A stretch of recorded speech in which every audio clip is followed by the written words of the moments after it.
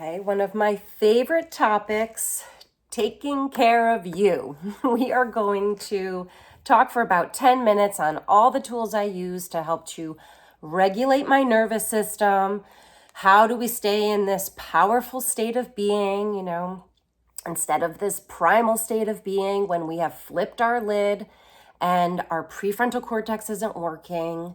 We are aware, the neuroscientists are showing us this limbic area, this midbrain area. It's where our freeze, fight, flight response lives. It's where our emotions and our memories are stored. So we need to be so aware when that is showing how we are showing up to our loved ones.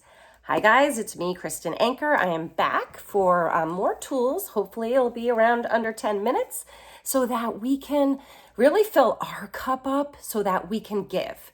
We are parents, we are teachers, we are constantly giving to our children, to our significant others, to our parenting partners, to our co-teachers. We're trying to show up as this, best version of ourselves, but sometimes it can be hard. It can be hard. And it's a day by day process. We have to take it one day at a time. And how do you prime your day? So I'm going to talk about a lot of different ideas of how to regulate our nervous system. And then we'll go into more detail in other videos. But first, by starting off, is we are going to start off on the right foot from the beginning of the morning. So let's talk about what you are doing to prime your day.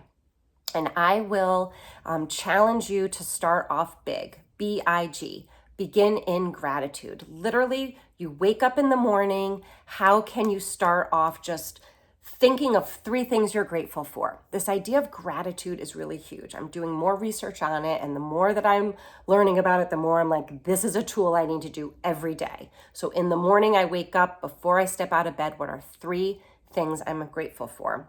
The bonus will be in the evening to write those things down, but we're just starting off big. We're just taking it one step at a time. Hydration is going to be the next step. It seems simple. Yes, I'm talking about regulating our nervous system and how we can, but it starts with our nutrition and our hydration. So know that our bodies dehydrate a lot in the nighttime. So if you could start before you have that cup of coffee, I only just recently made this shift in my health journey, starting off with a 20 ounces of lemon water instead. And I guess, one of my friends say it should be warm. I don't do that, but warm lemon water, the alkaline, everything, it helps to just get some water in you. But the other thing that we're doing in our parent empowerment group is we're talking about this miracle morning. So these are just suggestions.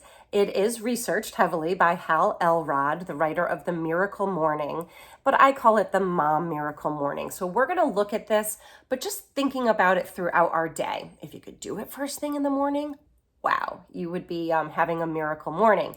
For me, I can't do it all in the morning, but as long as I get it done throughout the day, that's a win. So he uses the acronym SAVERS, SAVERS, SAVERS. And the first S is for silence. Silence. And I'm going to do this a routine for 6 minutes. So you can spend 1 minute in silence, 1 minute in meditation, silence. A is affirmations. Affirmations. I love affirmations. I'll do a whole video on and I think I even have a whole video on affirmations. Powerful. Affirmations are very powerful. It's called a few different things. I think autosuggestion, and they're powerful. We can do affirmations to ourselves. You could do them in the mirror. You could teach your children to do affirmations. You could teach your students. At the workshop I was in, we were working with preschool teachers, and I said, can you get a low mirror in your classrooms? And I'm going to give you 5 affirmations for those little kids who are, coming from maybe some tough families and, a lot of stuff is going on in their world. If they can come into your classroom, they could feel safe. And if you can have a little peace area in the corner, they can look in the mirror and they could say 5 affirmations. Like, that's amazing. I digress. Affirmations. Visualization. Visualization is big.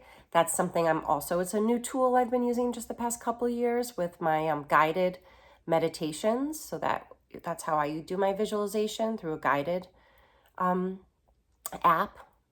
So visualizations, very powerful.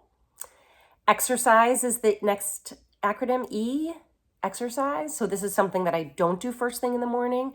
However, I do some breathing and stretching. So I guess that can be considered.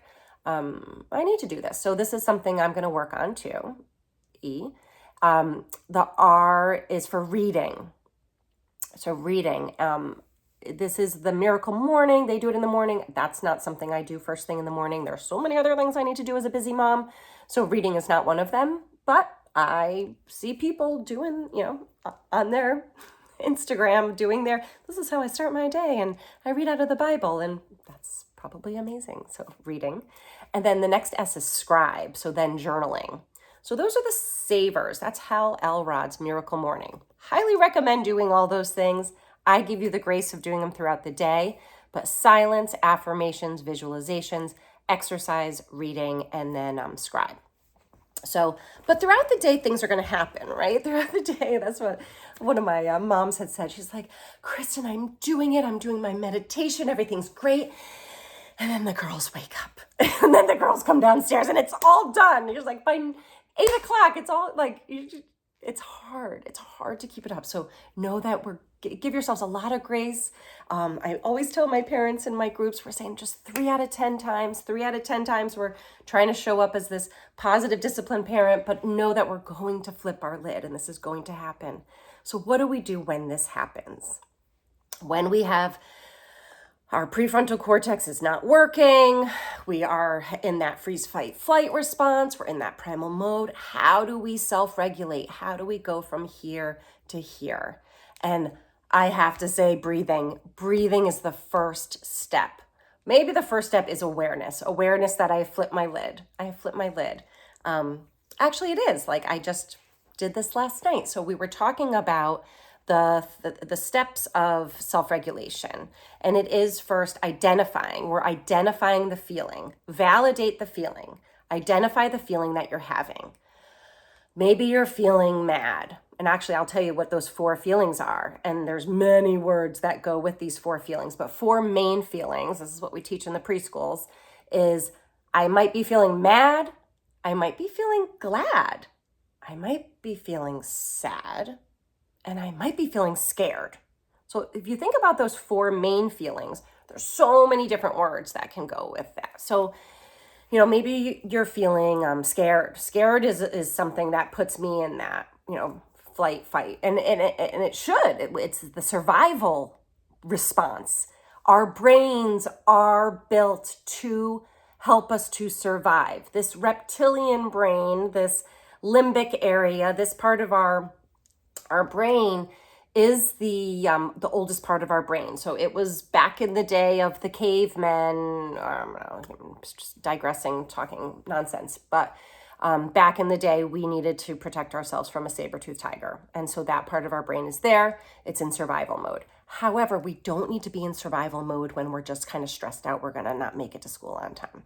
Or we don't need to be in survival mode when we don't know what we're going to, bring to the potluck dinner or whatever. Like,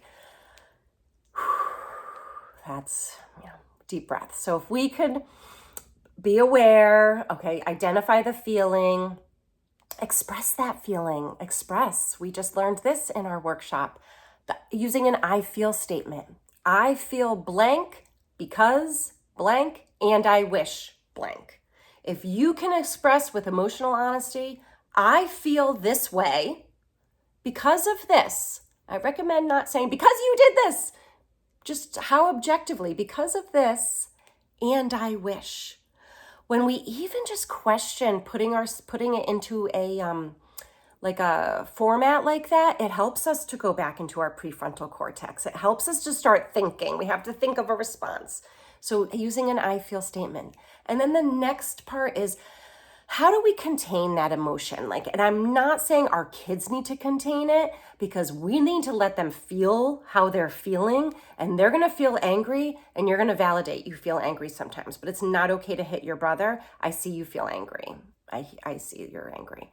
But we, as the adult, as the fully functioning adult that has this prefrontal cortex, we need to role model that to our children, to our students. So it is our responsibility to regulate our emotions. So how do we contain?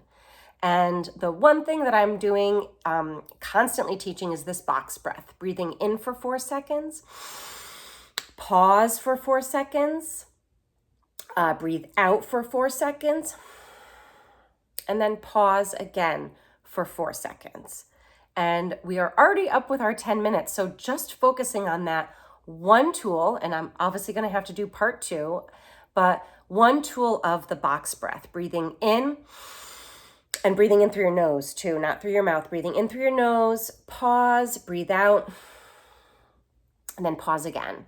I challenged my parents in our workshop to set a phone timer every 2 hours and just write box breath and do 10 of those. It's amazing. So if you do some gratitude in the morning, we didn't even get to our nighttime routine, but gratitude in the morning, gratitude in the evening, box breath throughout the day, priming your day with those savers, that is definitely one way to start feeling a little bit better. So I hope that was helpful. And I'm definitely going to be doing a second part for some more emotional regulation strategies, because we need these strategies as parents, because then we're going to teach our kids. We need these strategies as educators, because we need to teach our kids. They need to learn these skills. They don't know how to do these things. All right, have a great day, and I will see you in the next video.